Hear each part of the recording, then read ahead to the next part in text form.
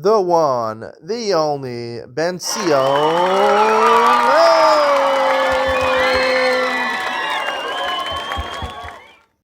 Good afternoon. Welcome to Yeshiva YouTube. Iyun with Benzion. Today we're doing Masechus Gittin Daf Mem Beis, number 42. The Gemara has a question on Mem Beis Mem Beis. The Gemara has a question. Let's say you're mafkir the Eved or you're makdish the Eved. We learned in the previous dafim. So he's free. But we pass like Rav and Rabbi Yochanan, not like Shmuel. Shmuel says he doesn't need to get shechur. We pass, he needs to get shechur. He needs to get shechur. Now, a lot of Rishonim explain that he needs to get shechur. It's just for the Isser, right? He can't marry a bas chor and he's not free.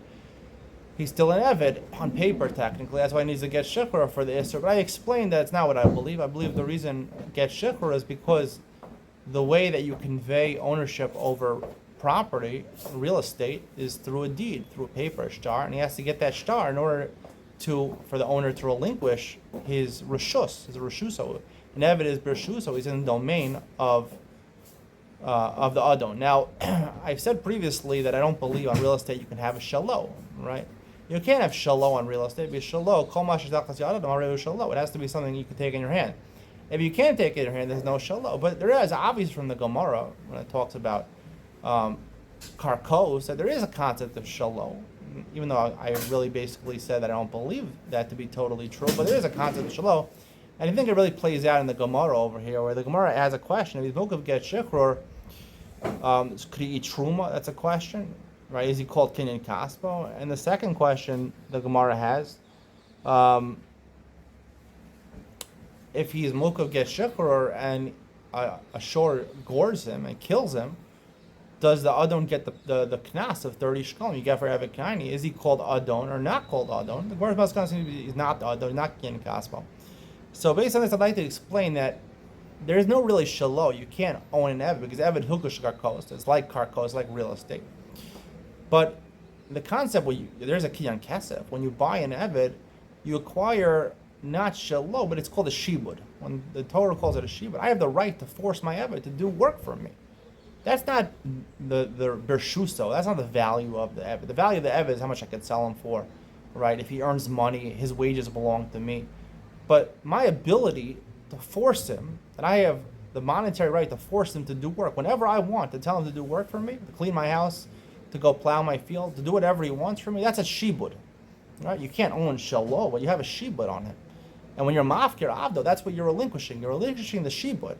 I cannot force him anymore to go ahead and work for me. That's what you're doing. You're makdishim according to one opinion. You make him hektish.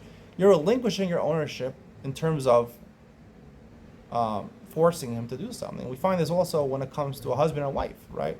The Gemara says that both are meshubah to each other for tashmish hamita. They're both meshubah to each other because the Gemara says isho kegufo, and they both have, when they get married, like marriage contract basically stipulates that they each own, not shalom. You can't own a person, but you can own a shibud to force the person basically to be together with you. That's why if you're a moredes, if you decline and say, I'm not going to be together with my wife, or a wife says she's not going to be together with her husband, and we're posting, she loses part of her ksuba until the ksuba is gone, and then we force her to get divorced because you're meshubah, you're obligated to do what the other wants. If one of them wants to be together, they have to technically listen to them.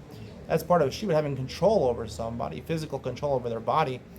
And that's really what the Gemara is discussing here. And the Gemara basically is maskana over here is that once you're mafkir him, so you relinquish the shalo, you relinquish the shibud.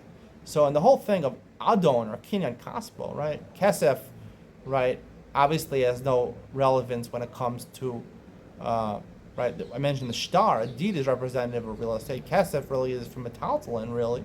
But kesef does give you a shibud. That's what karkos, kesef, when you can buy karkos with kesef also. It gives you a shibud. It gives you an ownership over the land. I can go and grow whatever I want in that land. I can do whatever I want with that land. Similarly, when you buy avodim, you have a shibud. You can force them to do whatever avoda you want them to do for you. So when you're mafkir them, that's what you're relinquishing over here.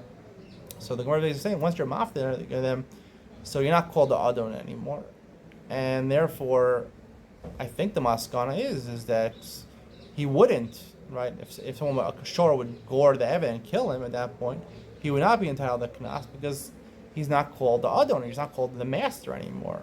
right? You might have control if you didn't give the get shikra. You might have control over the wages that he earns, right, or who he wants to sell him to, but because he could take him back and sell him to whoever he wants unless someone else took him. But he doesn't have the right to force him to do work, and therefore he's not called his master. He's not called his master, and he's also not called kinyan kaspo. Kinyan kaspo refers when you buy an eved, you have the rights through your kesef to be meshabed him, to do him. So once you're mafkir him, you lose that shibud, and that's what really the Gemara is referring to. Where you lose that shibud, obviously you still have, without the get shikra, I believe there is some sort of monetary connection you do have to him. You have his domain. You can maybe collect wages from him. However, you can no longer force him to avoda for you. I hope you enjoyed today's share. See you in the next one.